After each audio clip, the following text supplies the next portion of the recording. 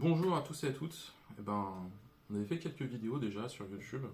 On n'avait pas trop pris la peine de se présenter. Du coup, c'est ce qu'on va faire maintenant.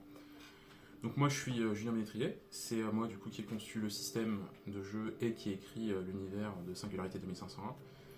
Et moi, je suis Quentin Verger, je suis illustrateur et je m'occupe principalement de tout ce qui a trait au graphisme autour du livre. Le site, un petit peu, mais c'est surtout quelqu'un qui nous a filé un peu de main avec ça. Et c'est moi aussi qui ai conçu la page U. Et on va d'abord commencer par parler de toi. Hein. C'est toi qui as écrit le bouquin, c'est toi qui es le cerveau de la bande. Donc, vas-y. Ouais. Bon, du coup, je vais pas revenir sur les descriptions de l'univers ou des règles, parce que ça, je l'ai déjà fait dans d'autres vidéos, donc si vous les avez pas déjà vues, je vous invite à le faire. C'est plus pour parler un petit peu de pourquoi j'ai écrit ce monde-là, quelles ont été les inspirations, etc. Et comment on s'est mis à faire du jeu de rôle, enfin, comment on s'est mis à créer celui-ci. Alors, pour répondre tout de suite à ces questions, ça nous a un peu pris comme ça, on s'y est mis un jour, on s'est dit viens, on le fait, et puis, voilà, on en est là maintenant. T'en avais écrit d'autres avant, en plus des jeux un peu amateurs. Oui, j'avais fait des petites adaptations, j'avais fait une adaptation d'Endless Legend, vite fait, mais c'était principalement ça. Non, je crois que c'est tout, j'avais juste fait un peu Endless Legend avant, mais ça c'était juste un petit fanmade perso. Mais c'est vrai, ça fait déjà depuis un paquet d'années que je masterisais par contre. Si j'ai décidé du coup d'écrire cet univers, c'est parce que je trouvais jamais vraiment mon compte dans les autres univers de science-fiction. Chaque fois je trouvais qu'il manquait quelque chose ou que ça aurait pu être mieux fait. J'explique un peu le propos. En fait, si on prend le space opéra, parce que je vais rester dans le domaine du spatial ici quand je parle de la science-fiction, je trouve qu'il y a un manque déjà de réalisme dans le space opéra, et d'autre part, je trouve ça dommage en fait que la technologie elle soit mal exploitée. Ce que je veux dire par là, c'est qu'en dehors d'avoir des vaisseaux spatiaux qui vont très vite, qui vont plus vite que la lumière, et d'avoir des armes un peu stylées qui font des piou-piou, il n'y a pas vraiment. Enfin, les impacts sur la société sont assez limités. Je trouve qu'il y a plein de technologies qui n'ont jamais été développées. Je trouve que c'est. En fait, c'est juste pas crédible en fait que de telles technologies n'aient pas été développées à un moment ou à un autre. Et fatalement, les humains restent des humains et les problématiques sont juste en fait, un peu à plus grande échelle. Ouais, c'est ça, en fait c'est une transposition des choses qu'on vit aujourd'hui, mais avec des pistolets laser. Donc on se dit, bon, c'est bien gentil, mais c'est pas. C'est une représentation un peu minimaliste, on va dire, de ce qui pourrait se passer à l'avenir. Il n'y a pas de. C'est clair. Si on veut plus s'intéresser à des représentations qui peuvent être plus sociales, de montrer des civilisations qui vont évoluer en fonction d'un outil technologique, il faut plus se tourner dans ce cas-là vers la science-fiction d'anticipation, qui est à beaucoup plus court terme, ou alors vers l'art science. Donc l'art science, j'adore ça, l'art science notamment. Là, il y a eu les récents The Expanse et Eclipse Phase, Eclipse Phase est un peu moins récent. Et du coup, malgré que j'aime bien ça, en fait le problème c'est que dans l'un comme dans l'autre, on reste enfermé dans le système solaire, on est sur de l'humain, encore de l'humain sur des problématiques humaines. Même si la technologie est intéressante, qu'on va voyager, qu'il y a pas mal de réalisme, ça c'est chouette. Mais je trouve qu'il manque un petit peu ce petit côté fantaisiste qu'on peut retrouver dans le space opera. Donc j'ai voulu un peu mêler le meilleur des deux mondes, c'est-à-dire avoir du vol interstellaire, avoir des espèces hautes en couleurs, mais de l'autre côté avoir un certain réalisme au niveau scientifique. Je vois venir, mais oui j'ai pris des libertés, on reste dans de la science-fiction, mais j'essaie d'être le plus raccord possible avec ce qui existe déjà, et je vais surtout prendre des libertés sur ce qu'on ne sait pas. Et d'autre part, c'est d'avoir une technologie qui va vraiment impacter et modifier les enjeux au niveau global. Ce que je veux dire par là, vous prenez le monde de Singularité, on est sur des sociétés qui sont post-rareté, elles ont éliminé la pauvreté, elles ont éliminé la faim, elles ont éliminé la misère, la maladie, même la mort pour certaines. Alors les enjeux sont plus tout à fait les mêmes. Pareil, l'écologie, là c'est plus un problème pour eux, ils ont une énergie propre avec la fusion, voire carrément ils détournent l'énergie des étoiles pour alimenter leur civilisation. Donc c'est des problématiques qu'ils n'ont plus. Ils en ont d'autres qui sont différentes, qui sont toujours existantes, notamment vis-à-vis de l'augmentation. Il y a toujours des conflits qui peuvent exister entre les différentes factions, ça c'est quelque chose qui ne change pas. Et puis d'autres enjeux encore plus gros qui peuvent venir notamment dans l'or un peu caché dont je ne vais pas parler ici. Enfin, voilà un petit peu ce que je voulais dire à ce sujet-là. Et donc, il y a pas mal de gens qui qui ont déjà vu un peu les références que j'avais prises, notamment autour de Eclipse Phase et Mass Effect. Je peux pas démentir, c'est vrai que c'est deux œuvres qui m'ont pas mal marqué. Et aussi pas mal de Stellaris, je dois dire, dedans, surtout au niveau de la façon dont l'univers est créé. Ça, c'est un peu les trois principales. Après, il y en a tout un tas d'autres, parce que des livres de SF, j'en ai Le plus difficile, ça a été vraiment On a eu quelques-uns. dans le travail que tu as fait, c'était vraiment de trouver, en fait, étant donné que la plupart de nos préoccupations actuelles en tant qu'humains sur Terre, à notre époque, ont été presque effacées, de trouver en fait les enjeux, quels étaient les enjeux de la galaxie. En fait. Parce que c'est vrai que dans un monde où la plupart des problèmes que nous on vit aujourd'hui sont résolus, on a du mal à s'imaginer quels pourraient être les problèmes auxquels font face les civilisations qui sont bien plus avancées que les nôtres. Quoi. Ah, et puis il y en a des problèmes. Et en fait, il y en a beaucoup plus. C'est-à-dire qu'on aurait. Peut-être que si on se met à la place de civilisation là, on aurait préféré avoir les problèmes qu'on a actuellement sur notre planète plutôt qu'avoir leurs problèmes à eux. En termes de menaces existentielles. Qui sont très clairement bien plus importants et bien plus insurmontables. Ouais. Enfin, du coup, voilà un petit peu pour le propos que je voulais défendre à travers du coup, le guide de singularité et son univers. Donc je vais laisser un petit peu parler Quentin maintenant de son boulot sur l'illustration. Moi, ça a été mon premier travail sur la science-fiction de manière sérieuse, on va dire. Et ça a été un choc, parce que moi j'étais plutôt habitué au boulot sur le médiéval fantastique, ou du semi-réalisme, mais plutôt contemporain. Parce que quand on travaille sur une tablette graphique comme moi, je travaille sur Photoshop, les artistes aiment bien avoir énormément de références pour travailler, pour avoir des idées, pour utiliser certaines choses, etc. Sauf que là, dans Singularité, l'univers il est très codifié en fait, il y a énormément de contraintes et il fallait tout inventer, quoi. Donc en passant de la couleur des armures, de pourquoi elles ont cette couleur, parce qu'elles ont tel matériau, combien elles pèsent, qui peut la porter, à quoi elle sert, quelle place elle prend, quel genre de technologie c'est, même jusqu'à se dire par exemple, il y avait une image que j'avais dû refaire parce que j'avais fait un Inusan qui tire un rayon plasma, etc. Sauf qu'en fait c'était un plasma d'un gaz qui n'était pas le même, qui n'avait pas la même couleur, quoi. Donc pour que ça colle par rapport au lore et ce qui est marqué dans le livre, il faut que je change la couleur du truc et ça se fait pas facilement parce que ça faisait de la lumière, donc il faut que je change toute la lumière de l'image, etc. Mais bon, au moins ça colle au lore. Le cahier des charges était lourd. Et sinon, c'était notamment de la réalité augmentée, la réalité virtuelle où tu avais eu mal au début. Ouais, c'est ça. En fait, c'est dur de représenter graphiquement un truc qui se représente que par l'imaginaire, quoi. C'est-à-dire que puis moi, je suis pas calé en sciences comme Julien, je sais pas comment ça marche le truc, alors, clairement. J'ai une vague idée quand même, parce qu'à force de l'écouter, je me doute de certains trucs, mais globalement, les trucs que je peins, j'ai aucune idée de comment ça marche. Donc, très sincèrement, on me dirait comment ça marche un vaisseau spatial, j'en ai aucune idée, quoi. Il y a un truc derrière, ça va vite, il y a du blindage et des flingues dessus, et des radiateurs. C'est important les radiateurs.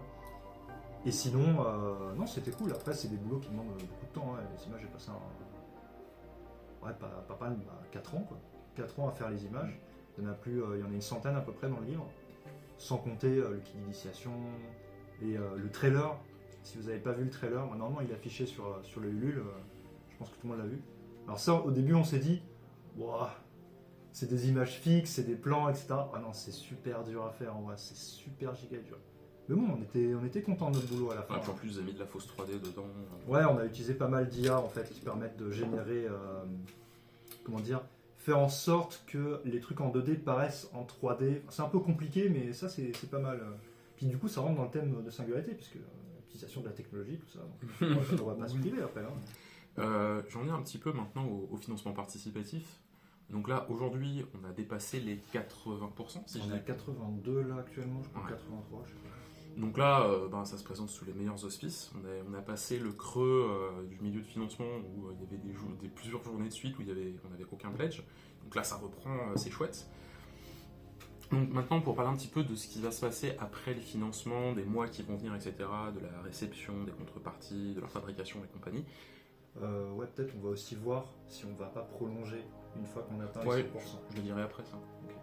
Donc, déjà pour cette première partie, dès qu'on touche l'argent du coup du Ulule, on va prendre contact. C'est déjà fait. On va rappeler en fait nos fabricants, donc à savoir notamment nos 2 imprimeurs, parce qu'on en a 2. On en a un pour le livre, qui est donc un imprimeur français, et un autre imprimeur qui lui va nous faire juste l'écran de MJ. Le premier ne pouvait pas faire l'écran de MJ, du coup on a dû trouver quelqu'un d'autre.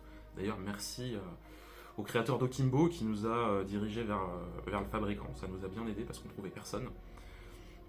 Donc on va faire fabriquer ces 2 parties-là déjà. Donc c'est ça va être en fait, la fabrication des livres, c'est ce qui va coûter le plus cher, en sachant que il va y avoir, on va constituer un petit stock pour ensuite aller dans des conventions, notamment Octogone, Troll et Légendes, si je dis pas de bêtises, en Belgique. Peut-être Utopial, on verra, enfin bref, aller faire des salons pour faire découvrir à d'autres gens l'univers Singularité 2500.